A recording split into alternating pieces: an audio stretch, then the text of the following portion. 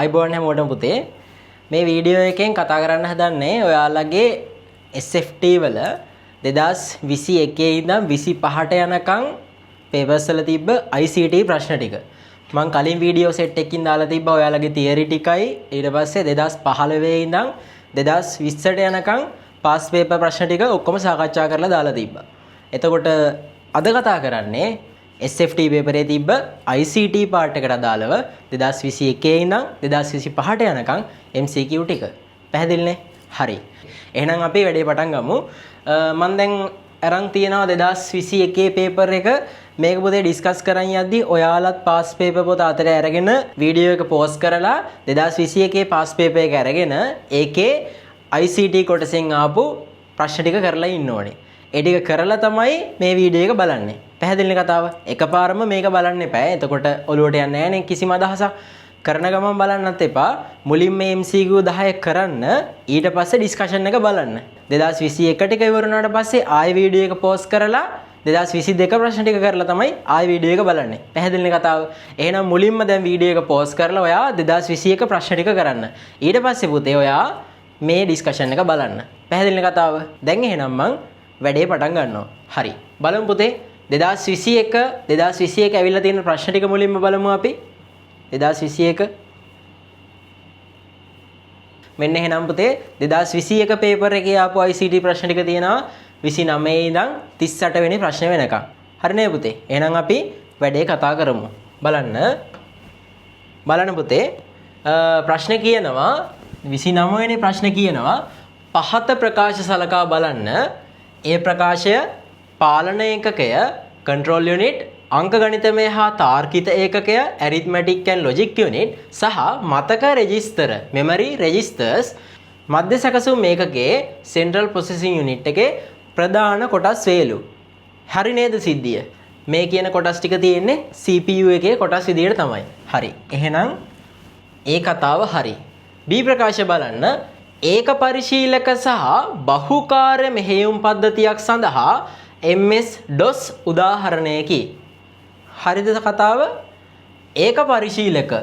ඒ කතාව අවුලක් නැහැ. හැබැයි බහුකාර්ය. බහුකාර්ය වෙනවද පුතේ DOS එක? නෑ බහුකාර්ය නෑ. එහෙනම් ඒක පරිශීලක සහ බහුකාර්ය කියලා ගන්න බෑ MS DOS එක. එහෙනම් ප්‍රකාශය වැරදි කියලා තමයි ගන්න වෙන්නේ. ඒක බහුකාර්ය නෑ. එක වෙලාවකදී කරන්න පුළුවන් එක වැඩක් විතරයි DOS වල. එහෙනම් බලමු C ප්‍රකාශය මොකද්ද කියලා. සසම්භාවී පිවිසුම් මතකයේ එහෙම නැත්නම් RAM එකේ ධාරිතාවය පරිගණකයක කාර්යක්ෂමතාවය සඳහා වැදගත් සාධකයක් වේලු. ඕනේ පුතේ. අපේ PC එකෙත් අපිට ස්පීඩ් එක වැඩි කරගෙන කාර්යක්ෂමව වැඩ කරගන්න ඕන නම් අපි කරන ප්‍රධාන වැඩක් තමයි RAM එක අප්ග්‍රේඩ් කරන එක. RAM එකේ ධාරිතාවය වැඩි කරපුවාම වැඩි වේගකින් වැඩ කරන්න පුළුවන්. එහෙනම් කාර්යක්ෂමතාවය වැඩි වෙනවා. එහෙනම් C ප්‍රකාශය හරි. A සහ C කියන්නේ උත්තරේ 4. උත්තරේ 4. හරි. ඊට පස්සේ බලමු 30 ප්‍රශ්නේ පුතේ. 30 ප්‍රශ්නේ බලමු.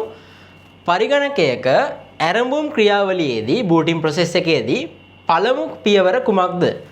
මේක ඔයාලගේ ඔපරේටින් සිස්ටම්ස් පටන් ගත්තම කොටසේදී මම කිව්වා PC එකක් ඔන් කරපු ගමන් වෙන ටෙස්ට් එක මොකද්ද? power on self test පරීක්ෂාව. POST පරීක්ෂාව කියලා කිව්වා. එහෙනම් උත්තරේ power on self test පරීක්ෂාව. සරල ප්‍රශ්නයක්. උත්තරේ 5. හරි පුතේ ඊළඟ ප්‍රශ්නේ බලමු. බලන්න වදන් ලේඛනයක Word document එක සෑම පිටුවකම පහළට කතෘගේ නම ඇතුළත් කිරීම සඳහා භාවිතා කළ යුතු මෙවලම කුමක්ද? හරි. බලන්නකො සිද්ධිය. මේක අපි කරලම බලමු. මේක ඉතින් දන්න කට්ටියත් ඇති. ඒ වුණාට මම පොඩ්ඩක් නොදන්න කට්ටියටත් පෙන්වන්න ඕන නිසා මේක කරලා පෙන්වන්නම්. හරිද? බලන්න පුතේ. මෙන්න තියෙනවා. ඔන්න මම Word file එකක් ගන්නවා. එතකොට පුතේ වෙන්න ඕනේ මොකද්ද කියන්නේ? මේ ડોකියුමන්ට් එකේ තියෙන හැම පිටුවකම පහළ කෙළවරට කතෘගේ නම ඇතුළත් කරන්න ඕනිලු. දැනට මේ තියෙන එක අපි අමතක කරලා දාමු. ඒක වෙන විදියකට දාලා තියෙන්නේ. අපි මේකේ යට වෙන කොහෙන් හරි මේ දැනට දාලා තියෙන එකට අමතරව තව කොහෙන් හරි කතෘගේ නම දාලා බලමු. කොහොමද ඒක කරන්නේ කියලා. මේක කරන ඔප්ෂන් එක තමයි පුතේ insert footer කියන ඔප්ෂන් එක. පිටුවේ උඩට දානවා නම් insert වලට ගිහිල්ලා header එකට යන්නේ. පෙන්නන්නකෝ මම ඔයාලට. මේ තියෙන insert එක. insert එකේ header and footer කියලා දෙකක් තියෙනවා. header and footer කියලා දෙකක් තියෙනවා. අපි පිටුවේ ඉහළ කෙළවරට හැම පිටුවටම මොකක් හරි දානවා නම් අපි යන්න ඕනි header එකෙන් ගිහිල්ලා පහළට දානවා නම් footer එකට තමයි යන්න ඕනි. අපි එහෙනම් දාන්න ඕනි මොකේද කියේ පිටුවේ පහළම කෙළවරටනේ. අපි එහෙනම් දාමු බලන්න insert ගියා footer ගියා. ඊට පස්සේ මෙන්න මේ ඩිසයින් ගොඩක් ඕනේ අපිට කැමති එකක් තෝරගන්න තියෙනවා. අර පැත්තේ නම දාලා තියෙන නිසා අපි වෙන footer එකක් දාගමු. මෙන්න මේක දාගමු. මේක දාගෙන දැන් මෙතන නමක් තිබ්බේ නෑනේ. මෙතන නමක් තිබ්බේ නෑ. අපි දාගමු. හරිද? මෙතන නමක් තිබ්බේ නෑ. ඔන්න දැන් දාගන්න හදන්නේ නමක්. ඔන්න එහෙනම් නමක් දාගන්න හදන්නේ. ටයිප් කරමු අපි.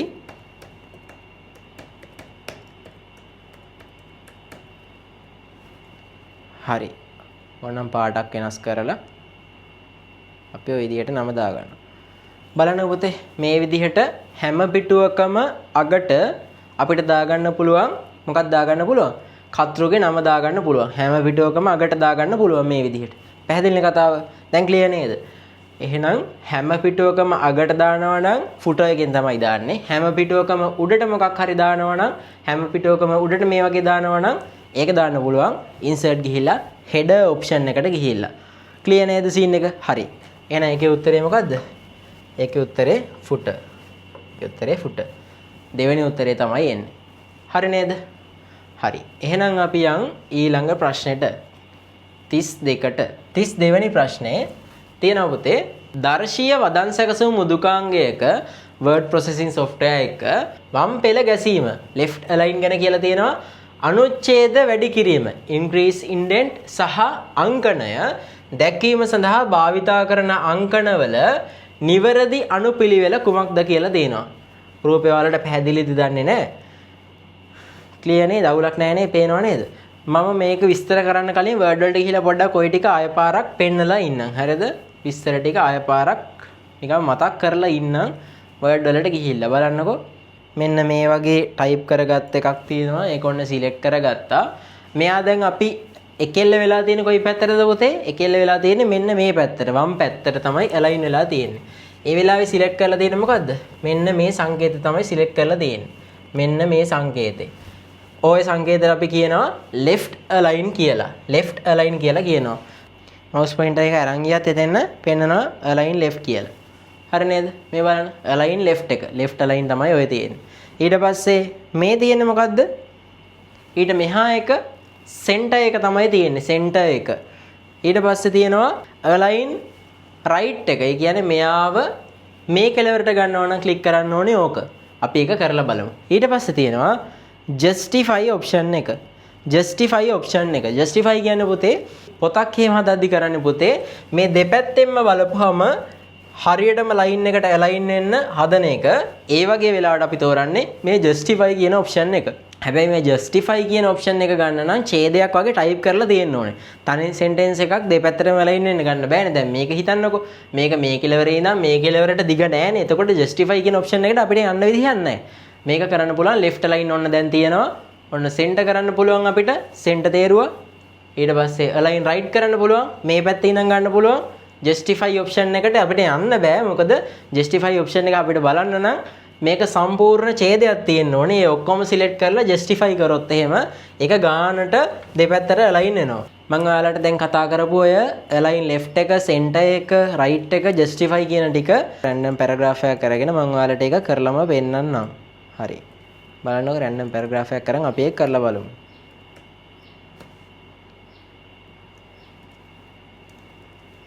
ඔන්න මම random paragraph කීපයක් ගත්තා. උඩට ගිහිල්ලා බලමු. දැන් මේ paragraph එක මම select කරොත් මේ paragraph එක select කරොත් බලන්න එයා තියෙන්නේ මොකද්ද පුතේ? align left එකේ තමයි තියෙන්නේ. left align එකේ තමයි තියෙන්නේ. හරියට අපි බැලුවොත් මෙන්න මේ පැත්තට align වෙලා තමයි තියෙන්නේ. මේ පැත්තෙන් තමයි paragraph එක පටන් අරන් තියෙන්නේ. පුතේ එහෙනම් මෙතන click කරොත් මොකද වෙන්නේ? ඒක center align වෙනවා. මොකද වෙන්නේ එතකොට මැද ඉඳන් තමයි type වෙන්නේ. මෙයා click කරොත් align right වෙනවා. ඒ වෙලාවට type වෙන්නේ මෙන්න මේ පැත්තේ ඉඳන්. බලන්නකෝ left align වුණාම මේ පැත්තේ පිළිවෙලක් නැහැනේ. center වුණාම මැද ඉඳන් තමයි විහිදෙන්නේ. ඒක නිකන් notice එකක් type කරද්දී එහෙම type කරන්න හොඳයි. මේ වෙලාවට මේ පැත්තේ පිළිවෙලක් නැහැ. ජස්ටිෆයි කරපුවම වෙන්නේ පුතේ මේ පැත්තයි දෙපැත්තම අලයින් කරගන්නවා. මෙයා ස්පේසස් වලින් ඒක මැනේජ් කරගන්නවා.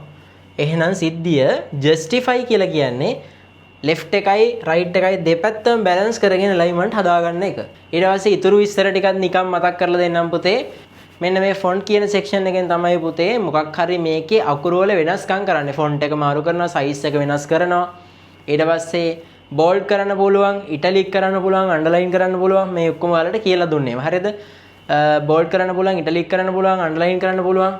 ඊට පස්සේ මැදින් ඉරක් ගහන වැඩ කරන්න පුළුවන්. මේ මොකද්ද තියෙන්නේ? x2 මේ සංකේතයක් තියෙන්නේ මොකද්ද? subscript කියලා කියනවනේ. ඔය සංයෝගවල CO2 එහෙම තියෙන CO2 වගේ එකක් ටයිප් කරද්දි 2 කියන එක යටින් ටයිප් කරන්න නම් මෙන්න මේ subscript කියන එකට අපි යන්න වෙනවා. මේ Excel වර්ගයේ සංකේතය තියෙන්නේ මොකද්ද පුතේ? එයාට කියනවා superscript කියලා. ඒකෙදි මාක් කරන්න පුතේ බලයක්. බලයක් මාක් කරද්දි තමයි superscript option එකට අපි යන්නේ. ඔය දෙක පාවිච්චි කරන්න පුළුවන්. ඊට පස්සේ font එකේ size එක අඩු වැඩි කරන්න පුළුවන්. font එකේ size එක දෙන්න පුළුවන්. මෙතනින් font එක අඩු වැඩි කරන්න පුළුවන් මේ දෙකෙන්. ඔය විදිහට තමයි සිද්ධිය යන්නේ. ඊට පස්සේ මොකද්ද වෙන්නේ? තව මොනවද කියලා දෙන්න තියෙන්නේ? මේකේ අකුරු වල පාට වෙනස් කරන්න පුළුවන් අපිට ඕන නම්. ඊට පස්සේ highlight කරනවා නම් මේ වගේ කරන්න පුළුවන්. මේවට මොනවා හරි මුලට සංකේත දාගන්නව නම් බුලට්ස් දාගන්න පුළුවන්. මේ බුලට්ස් වලට ගිහිල්ලා මෙන්න මේ section එකේ මේවට 1 2 3 කියලා numbers දානවා නම් numbering වලට යන්න පුළුවන්.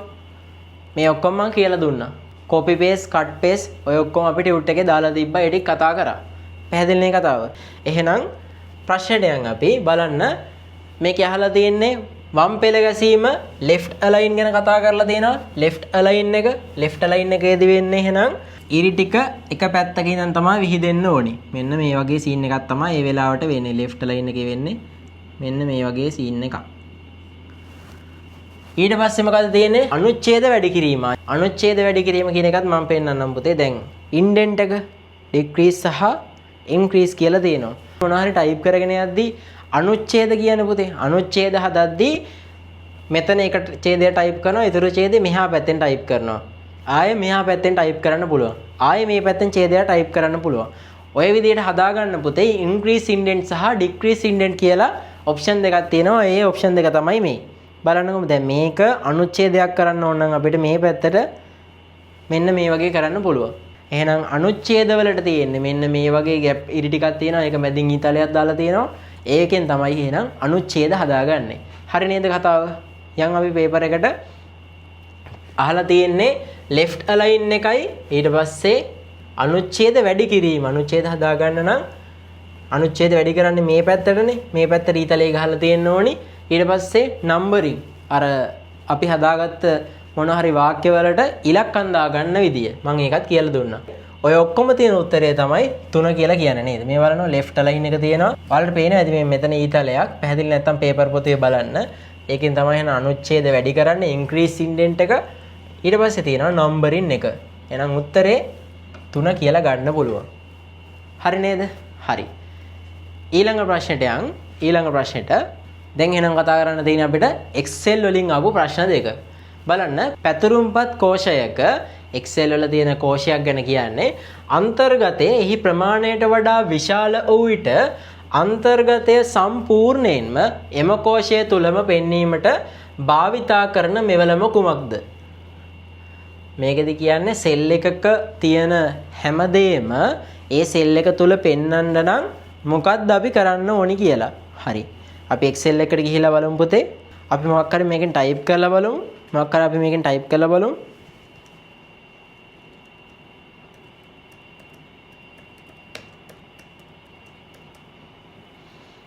මම මේ ඔක්කොම type කරේ A1 කියන cell එකේනේ පුතේ. මම මේ type කරපු සම්පූර්ණ නමම type කරේ A1 කියන cell එක ඇතුලේ. දැන් බලන්න මේක පුතේ A1 cell එක තියෙන්නේ මෙච්චරයිනේ බලලා තියෙන්නේ. අපි type කරපු content එක තියෙනවා මෙතෙන් වෙනකම්. එහෙනම් මේකෙදි කියන්නේ මෙන්න මේ සෙල් එක ඇතුලේ ටයිප් කරපු එක සම්පූර්ණයෙන්ම සෙල් එක ඇතුලේම හදාගන්නේ කොහොමද කියලා තමයි අහන්නේ. එහෙම කරනවා නම් අපි කරන්න ඕනි මෙයාව ක්ලික් කරලා මෙන්න මෙතන තියෙනවා පුතේ wrap text කියලා ඔප්ෂන් එකක්. ඒ වෙලාවේදී වෙන්නේ මෙන්න මේ සෙල් එකේ පළලට අදාළව අපේ වචන ටික කඩලා හරි පහළට එන්ටර් කරලා හදලා දෙනවා. පැහැදිලිද කතාව? ඔප්ෂන් එක wrapped text. ඔප්ෂන් එක එහෙනම් wrapped text කියන එක තමයි ඔප්ෂන් එක. හරි. මේකෙම තව පුතේ අහන්න විදියක් තියෙනවා. දැන් මේ වෙලාවේදී උනේ සෙල් එකේ පළල නියතව තියාගෙනනේ පුතේ කන්ටෙන්ට් එකේ ඒක ඇතුළට දැම්මේ. සෙල් එකේ පළල නියතව තියාගෙන උස වැඩි කරලා තමයි අපේ කන්ටෙන්ට් එක ඒක ඇතුළට දැම්මේ. ඒක ඔප්ෂන් එකන්නේ. තව ක්‍රමයක් තියෙනවා පුතේ ඔටෝ ෆිට් කියලා ඔප්ෂන් එකක්. ඔටෝ ෆිට් එකේදී වෙන්නේ මෙන්න මේ සෙල් එකට අදාළව කොලම් එකේ අකුර තියෙනවනේ. අන්න ඒකේ දකුණු කෙළවර ගාවට මවුස් පොයින්ටර් එක ඇරයි යනවා. හරිද? මෙන්න මෙතෙන් හොඳට බලන්න මවුස් පොයින්ටර් එක දිහා. මෙන්න මෙතෙන්ට ඇරයි යනවා. ඔයාලට පෙන්නනවා ඇති. අන්න ඒ වෙලාවට බලන්න මවුස් පොයින්ටර් එක වෙනස් වෙනව නේද? මෙන්න මෙහෙම වෙනව නේද? දැන් මේ වෙලාවට තියෙන්නේ යටට ඊතලයක් වගේනේ. බලන්නකො මෙන්න මේ කෙළවරට අරන් ගියාම ප්ලස් මාක් එකක් වගේ ඇවිල්ලා ඊතල සෙට් එකක් එනවනේ. අන්න ඒ තැනට ගිහිල්ලා ඩබල් ක්ලික් කරලා බලන්න. ඩබල් ක්ලික් කරපුවම වෙන්නේ සෙල් එකේ දිග වැඩි වෙලා අපි ටයිප් කරපු කන්ටෙන්ට් එකම ඒ සෙල් එක ඇතුලේ පෙන්නනවා. ඒ ඔප්ෂන් එකට අපි කියනවා ඔටෝ ෆිට් කියලා. එහෙනම් ක්‍රම දෙකක් තියෙනවා. එකක් තමයි wrap text එක. ඒ වෙලාවේදී වෙන්නේ සෙල් එකේ පළල නියතව තියාගෙන කන්ටෙන්ට් එක පහළට හදලා දෙනවා. ඊට පස්සේ ඔටෝ ෆිට් කියන්නේ මෙන්න මේ දකුණු කෙළවරට ගිහිල්ලා ඩබල් ක්ලික් කරන්න පුළුවන්. ඒ වෙලාවට වෙන්නේ සෙල් එකේ පළල වැඩි වෙලා අපේ කන්ටෙන්ට් එක සම්පූර්ණ සෙල් එක ඇතුලේ පෙන්නනවා. පැහැදිලිද කතාව? හරි නේද? එහෙනම් උත්තරය බලමු. එහෙනම් උත්තරේ wrap text එක තමයි මේකෙදි ගන්න වෙන උත්තරේ තමයි wrap text කියලා කියන්නේ. ඊට පස්සේ බලන්න පැතුරුම්පත් කෝෂයක වර්තමාන දිනය පමණක් පෙන්වීමට භාවිතා කළ හැකි විධානය කුමක්ද? වර්තමාන දිනය පමණක් පෙන්වීමට. අපි ටික ඔන්න ටයිප් කරලා බලමු පුතේ. අපි මේ ටික ටයිප් කරලා බලමු. හරිද? ඔන්න පළවෙනි සෙල් එකේම මම ගහනවා සමානයි today.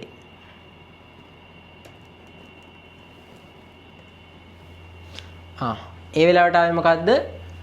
අද දිනේ කීයද කියලා ආවා. අද දිනේ කීයද කියලා ආවා. හරි. ඊළඟට අපි ගහලා බලමු year කියලා ගවුවම මොකද්ද එන්නේ කියලා.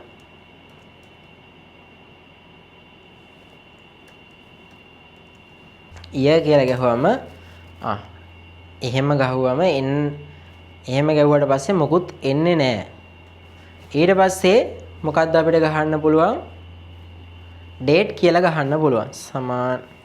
සමානයි date කියලා ගහන්න පුළුවන්. ඒ වෙලාවටත් මොකුත් පෙන්වන්නේ නැහැ නේද? මොකුත් පෙන්වන්නේ නැහැ. ඊට පස්සේ මේ විදියට අපිට ගහන්න බෑ. ඊළඟ එක මොකද්ද ගහන්න පුළුවන්? time කියලා ගහන්න පුළුවන්. time කියලා ගහන්න පුළුවන්. ඒකටත් ඔප්ෂන් එකක් පෙන්වන්නේ නැහැ. ඒකට ඒ වෙලාවට මොකුත් සෙල් එකේ පෙන්වන්නේ නැහැ. සමානයි now කියලා ගහලා බලමු. ඒ වෙලාවට දිනේ සහ වේලාව කියන දෙකම එනවා. ප්‍රශ්නේ අහන්නේ මොකද්ද? පැතුරුම්පත් කෝෂයක වර්තමානයේ දිනේ පමණක් පෙන්වීමට. දිනේ පමණක් පෙන්වන්න නම් ගහන්න වෙන්නේ සමානයි today කියලා. දිනේ සහ වේලාව ගහනවා නම් now කියලා ගහන්න වෙන්නේ. අනිත් ඒවා ගැහුවට එහෙම විස්තරයක් වෙන්නේ නැහැ. අනිත් ඒ වගේම වැඩක් ගන්න බෑ නෙවෙයි. ඒ අනිත් ෆෝමියුලාස් ටිකෙනුත් මොකුත් පෙන්වුවේ නැහැ කිව්වට පුතේ ඒ වගේම වැඩක් ගන්න පුළුවන් අර වරහන් ඇතුලේ ටයිප් කරන කන්ටෙන්ට්ස් තියෙනවා. එහෙනම් පුතේ අපිට උත්තරයට ගන්න වෙන්නේ එක තමයි ගන්න වෙන්නේ. පළවෙනි උත්තරේ තමයි ගන්න වෙන්නේ. එහෙනම් පුතේ අපිට උත්තරේ ගන්න වෙන්නේ පළවෙනි උත්තරේ. today කියලා තමයි ගන්න වෙන්නේ. හරි.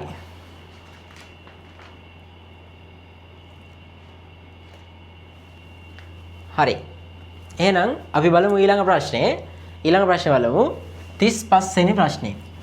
ඉදිරිපත් කිරීමක ප්‍රසන්ටේෂන් එක සියලු කදා එකවර දර්ශනය කිරීමට භාවිතා කළ හැකි සමර්පණ දැකුම කුමක්ද කියලා අහනවා. බලමු PowerPoint ෆයිල් එකක් ඕපන් කරලා බලමු පුතේ. ඔන්න මම හදපු ප්‍රසන්ටේෂන් එකක් තියෙනවා. දැන් එහෙනම් අපි අර ප්‍රසන්ටේෂන් එකට ගිහිල්ලා බලමු ස්ලයිඩ් ෂෝ කියන්නේ මොකද්ද? ස්ලයිඩ් view කියන්නේ මොකද්ද? normal view, reading view, slide sorter view කියන්නේ මොකද්ද කියලා. මුලින්ම මම පුතාලට කියලා දෙන්නම් ස්ලයිඩ් ෂෝ කියන්නේ මොකද්ද කියලා. ස්ලයිඩ් ෂෝ කියලා කියන්නේ පුතේ අපි ප්‍රසන්ටේෂන් එකක් කරන වෙලාවට පාවිච්චි කරන view එක. ස්ලයිඩ් ෂෝ කියන්නේ මෙයා ෆුල් ස්ක්‍රීන් දාගෙන අපි ප්‍රසන්ටේෂන් එක කරනවනේ. මෙන්න මේ වගේ ප්‍රසන්ටේෂන් එක කරන view එකට තමයි අපි ස්ලයිඩ් ෂෝ කියලා කියන්නේ. මේ ප්‍රසන්ටේෂන් එකේ පුතේ අර ස්ලයිඩ් ට්‍රාන්සිෂන් එහෙම ඔක්කොම ටික මම අයින් කරා ඔයාලට ඒ ටික කරලා පෙන්නන්න ඕනේ නිසා. දැන් මේ ප්‍රශ්න ටික සාකච්ඡා කරන් යද්දි පුතේ ඒවට ස්ලයිඩ් ට්‍රාන්සිෂන් ඇනිමේෂන් එහෙම දාලා මම පෙන්නන්නම්. ඒ ටික දැනට අයින් කරලා තියෙන්නේ. ඊට පස්සේ මේ view එකට කියනවා පුතේ මේ තියෙන්නේ view එකට ගිහිල්ලා අපිට බලන්න පුළුවන් normal view එක තමයි මේ තියෙන්නේ. අපි මේ presentation එක හදද්දි සහ මොන හරි වෙනස් කිරීම කරගද්දි කතා කරන්නේ වෙන මේ view එක ගැන. අපි PC එක ගාවට කියලා වැඩ කරද්දි මේ තැන් වල type කරනවා, අලුත් slide ගන්නවා, contents type කරනවා, ඒ වැඩ ටික කරගන්නවානේ. ඒ වැඩ ටික කරන්නේ normal view එකේ ඉඳගෙන. ඊට පස්සේ අපිට පුළුවන් පුතේ මේ ඔක්කොම slide ටික බලා ගන්න view එකනේ වලට කියලා දෙන්න කියලා තියන්නේ නේද? slide show කියලා කිව්වා, normal view, slide view, reading view කියලා කිව්වා. පොඩ්ඩක් බලන්න reading view කියලා තියෙනවා. මේ දේ reading view. ඒක තියෙන්නේ කියවන්න අපිට වැරදි හැම තියේදී කියලා බලා ගන්න ලේසි වෙන්න එකක්. ඒ වෙලාවට full screen ම නෙවෙයි පේනව නේද? reading view එකේදී පුතේ අර presentation එක කරද්දී slide show දැම්මට පස්සේ සම්පූර්ණ screen එකෙන් පිරුණානේ. දැන් මේ වෙලාවට එහෙම සම්පූර්ණ screen එකේ පිරලා නැහැ. මේ task bar එකෙන් මේවා වැහිලා නැහැනේ. මේ ටික වැහිලා නැහැ. මේ view එක තමයි පුතේ reading view කියලා කියන්නේ. මේ හදන කෙනාට මේක කියවලා බලන්න තමයි reading view එක තියෙන්නේ. හරිද? reading view එක තියෙන්නේ හදන කෙනාට මේක කියවලා බලන්න වගේ. ඊළඟ එක පුතේ මෙන්න මේ slide sorter view එක. මේ වචනේ කියද්දිම පුතේ ඔයාලට අදහසක් එන්නත් පුළුවන් සමහර විට. අපි හදපු slide ටික ඔක්කොම මෙන්න මේ විදිහට sort කරලා පෙන්නනවා slide sorter view එකේදී. එහෙනම් උත්තරේ slide sorter view තමයි ගන්න වෙන්නේ. ඒකට උත්තරේ slide sorter view. පැහැදිලිද කතාව? හරි. ඊළඟ ප්‍රශ්න බලමු. 36 වෙනි ප්‍රශ්න බලමු. PowerPoint මුදුකාංගයක එක් කදාවකින් ඊළඟ කදාවට මාරු වීමේදී motion effects යෙදීමට භාවිතා කළ යුතු විශේෂාංගය කුමක්ද කියලා අහනවා. slide insert කියලා දෙනවා, slide design කියලා දෙනවා, slide transition කියලා දෙනවා, animation objects කියලා දෙනවා, animation scheme කියලා දෙනවා. මේකේ පුතේ උත්තරේ 3 මම ඒක වෙන විදිය කියලා දෙන්නම්. මේකේ පළවෙනි උත්තරේ මේ slide insert කියන්නේ පුතේ presentation එක හදන් යද්දී තව මොකක් හරි content එකක් හදාගන්න slide එකක් අපිට දාගන්න ඕන නම් slide insert එකට යන්නේ. slide design කියන්නේ පුතේ ඒකේ slide එකේ පෙනුම හදන දේවල්. ඒ කියන්නේ පාට වෙනස් කරන ඒවා, ඒ වගේ දේවල් ටික. slide transition තමයි උත්තරේ මම ඒක කරලා පෙන්නන්න. animation කියලා කියන්නේ අපි ඒ ටික කරලම් බලමු. slide transition කියන එකයි animation කියන එකයි මම කරලා පෙන්නන්නම් පුතේ. දැන් මේ මම ඔයාලට පුතේ මේක ස්ලයිඩ් ෂෝ එකට ගිහිල්ලා පෙන්වන්නේ ස්ලයිඩ් මාරු වෙද්දී නිකම්ම නේද මාරු වෙන්නේ. මේ ප්‍රොජෙක්ට් එකේ නම තියෙනවා. ඊට පස්සේ මේ ස්ලයිඩ් එකට එද්දී ඒක මොකුත් ඉෆෙක්ට් එකක් නැහැ. නිකම්ම පිටු ටික මාරු වෙන්නේ. ආකර්ෂණීය බව පොඩ්ඩක් අඩුයිනේ. හැබැයි ප්‍රසන්ටේෂන් එකක් කරද්දී මේක මේ පේජ් එක මාරු වෙද්දී ඊට වඩා හොඳ ඉෆෙක්ට් එකක් එක්ක මාරුණා නම් ලස්සනට තියෙනවා. ඒ වගේ වෙලාවට අපි slide transition කියන option එකට යනවා. බලන්න දැන් මෙන්න මේ පිටුවේ ඉඳන් ඊළඟ පිටුවට මාරු වෙද්දී මෙන්න transitions කියලා තියෙනවා. මේකෙදි අපිට එක එක effect තියෙනවා. බලන්න මේ විදිහට දාන්න පුළුවන්. නැත්තම් මෙහෙම මොකක් හරි effect එකක් දාන්න පුළුවන්. දැන් ඔන්න මේක දැම්මනේ. මේ හැම එකටම අපි ඒක දාමු.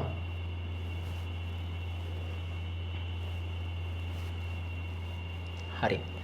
දැන් අපි යන් පළවෙනි slide එක තෝරලා slide show view එකට අපි දැන් පළවෙනි slide එක තෝරලා slide show යන්. බලන්නකෝ. දැන් කලින් වගේ නෙවෙයි නේද? බලන්නකෝ. ඔන්න දැන් ඊළඟ slide එකට මම මාරු වෙනවා. නිකම්ම නෙවෙයි නේද මාරුනේ? අර effect එකත් එක්ක නේද? පැහැදිලි නේ ඔයාලට? නිකම්ම මාරු වෙච්ච එක අර effect එකත් එක්ක තමයි දැන් මාරු වෙන්නේ. ඔක තව පැහැදිලි වෙන්න ඕන වෙන effect එකක් මම දාලා පෙන්නන්නම්. ඒක පේනවා මදි නම් ඔන්න දැන් මේකේ මම ඒක නැතුව වෙන එකක් දානවා. මේකටත් මේ ඉෆෙක්ට් එක දාලා බලමුකෝ. ඒක ඊට වැඩිය පේනවනේ. ඔන්න දැන් මම ස්ලයිඩ් ෂෝ යනවා. ස්ලයිඩ් ෂෝ එකට ගිහිල්ලා පෙන්නන්නම් ඔයාලට. මේ විදිහට ප්‍රසන්ටේෂන් එකක් කරද්දී මේ ස්ලයිඩ් එකට මාරු වෙද්දී දැන් මම මේ පැත්තට ස්වයිප් කරාට එයාට මම ට්‍රාන්සිෂන් එකක් දාලා තියෙන්නේ පිටු ටික මේ විදිහට මාරු වෙන්න. ඒ නිසා තමයි මේ විදිහට ට්‍රාන්සිෂන් එකක් පෙන්නන්නේ. හරිද? මම පළවෙනි ස්ලයිඩ් එකට දාලා තිබ්බේ පිටුව අප් වෙනවා වගේ ට්‍රාන්සිෂන් එකක්. ඊට පස්සේ ඊළඟ පිටුවට දාලා තිබ්බේ අර කලින් ට්‍රාන්සිෂන් එකමයි. ඊළඟ ස්ලයිඩ් වලට මම ට්‍රාන්සිෂන් එකක් දාලා තියෙනවද නැද්ද? ඊළඟ ස්ලයිඩ් වලට ට්‍රාන්සිෂන් එකක් මම දාලා නැහැ. පැහැදිලිද කතාව? එහෙනම් ඕක තමයි ස්ලයිඩ් ට්‍රාන්සිෂන් කතාව. ඊට පස්සේ බලමු පුතේ දැන් ඇනිමේෂන් කියන්නේ මොකක්ද කියලා. මෙන්න මේ ෆොටෝ එක හිතන්න. මේ මෙයාට ඇනිමේෂන් එකක් අපි දාලා බලමු. හරිද? මේ වෙලාවට ඔන්න මම මොකක් කර ඇනිමේෂන් එකක් දානවා. fly in කියන එක දාන්න දැම්මා. ඊට පස්සේ මේ මෙයාටත් අපි දාමු මොකක් හරි.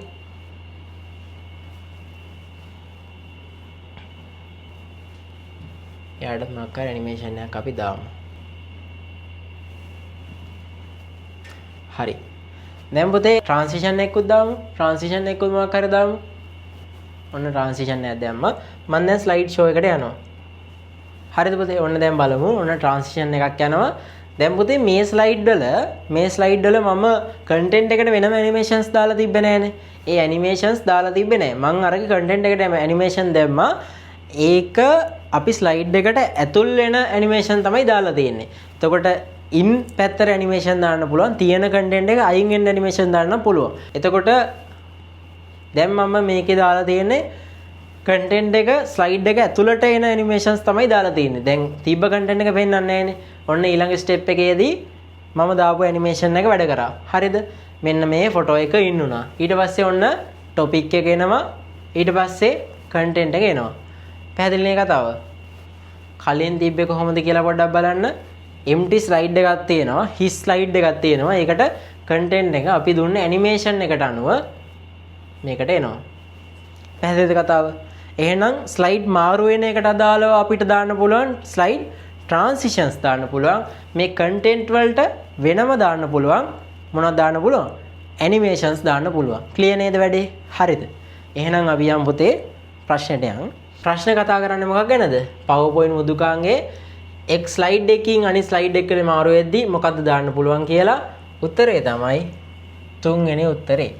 ස්ලයිඩ් ට්‍රාන්සිෂන් කියන එක තමයි උත්තරේ. 37 වෙනි ප්‍රශ්න බලන්න පුතේ 37 තියෙනවා. මේ අතුරින් වැරදි ප්‍රකාශය කුමක්ද කියලා අහනවා. බලන්න පළවෙනි ප්‍රකාශය තියෙන්නේ මොකද්ද පුතේ? SMTP යනු ඊමේල් සම්ප්‍රේෂණය සඳහා මේල් සර්වර්සි භාවිත වන සංවේදන ප්‍රොටෝකෝලයකි. ඔව් පුතේ මේකේ තේරුම SMTP කියන්නේ Simple Mail Transfer Protocol. Mail සම්ප්‍රේෂණයට පාවිච්චි කරන ප්‍රොටෝකෝල් එක තමයි SMTP කියලා කියන්නේ. ඊළඟ ප්‍රකාශය බලමු. මේක හරි එහෙනම් 125 214 169 218 කියලා තියෙනවා. IP address එකක් සඳහා උදාහරණයක් ලෝ. ඔව් පුතේ මේක IP address එකට උදාහරණයක් තමයි. ඔයාලට IP address ලොකුවට සිලබස් එකේ නෑනේ. බේසික් ටිකක් විතරයිනේ තියෙන්නේ. සරලව කතා කරොත් මෙතනදී තියෙන්නේ IPv4 ලිපිනයක් කියලා කියනවා. IPv4 ලිපිනයක් කියලා කියනවා. ඒකට හේතුව IPv4 ලිපිනයක්. ඒකට හේතුව මෙයා කොටස් 4කින් යුක්තයි. මේ 33කින් වෙන් කරලා තියෙනවානේ. එතකොට කොටස් 1 2 3 4කින් යුක්තයි. මේ වගේ ලිපින වලට කියනවා IPv4 ලිපින කියලා. මීට වඩා තව කොටස් දෙකක් ඇඩ් වෙච්ච ලිපින තියෙනවා IPv6 ලිපින කියලා කියනවා ඒවට. IP address version 4 එක මේ කොටස් 4ක් තියෙනවා. අනිත් එක තමයි IPv6 ලිපින කියලා කියන්නේ. මෙන්න මේ IP address වල මෙන්න මේ එක කොටසක තියෙන්න පුළුවන් ඉලක්ක රේන්ජ් එකක් තියෙනවා. 0 ඉඳන් 255 වෙනකන් සංඛ්‍යා තියෙන්න පුළුවන් කියලා කියනවා.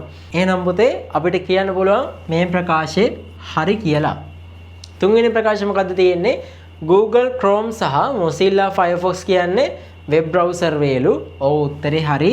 Google Chrome Mozilla Firefox කියන්නේ වෙබ් බ්‍රවුසර් තමයි. තව උදාහරණ මොනවද? Internet Explorer තියෙනවා, Edge එක තියෙනවා, Opera කියලා තියෙනවා, Brave කියලා තියෙනවා. ඔය වගේ වෙබ් බ්‍රවුසර් ගොඩක් තියෙනවා. මේ දෙක වෙබ් බ්‍රවුසර් තමයි. ඊට පස්සේ හතරවෙනි ප්‍රකාශය තියෙනවා www.donates.lk කියන්නේ URL එකක් සඳහා උදාහරණයක්ලු. ඔව් ප්‍රකාශය හරි. පස්වෙනි ප්‍රකාශය බලන්න. දැන් උත්තරේ දැනටම ඇවිල්ලානේ. මේ හතරම හරි නම් පස්වෙනි එක වැරදි වෙන්න ඕනේ. වැරදි ප්‍රකාශනේ අහන්නේ. බලන්න පස්වෙනි ප්‍රකාශය තියෙනවා HTTP කියන්නේ Hypertext Telecommunication Protocol නෑ. මේකේ තේරුම Hypertext Transfer Protocol කියන එක තමයි මේකේ තේරුම. එහෙනම් මේ ප්‍රකාශය වැරදි. මේ ප්‍රකාශය වැරදි නම් වැරදි ප්‍රකාශය තමයි අහන්නේ. මේක තමයි උත්තරේ. එහෙනම් පුතේ 37ට උත්තරේ 5 කියලා ගන්න පුළුවන්. බලන්න 38 ප්‍රශ්නේ බලමු පුතේ. 38 සයිබර් හිංසනය පිළිබඳ පහත ප්‍රකාශ සලකන්නලු. සයිබර් හිංසනය පිළිබඳ පහත ප්‍රකාශ සලකන්නලු. බලන්න ඒ ප්‍රකාශය තියෙනවා මිනිසුන් නින්දාවට පත් කිරීම හෝ හානි කිරීම හෝ හිරිහැර කිරීම සඳහා ඩිජිටල් තාක්ෂණය චේතනාන්විතව භාවිත කිරීම සයිබර් හිංසනයයිලු. ඔව්නේ. ඒ ප්‍රකාශය හරි.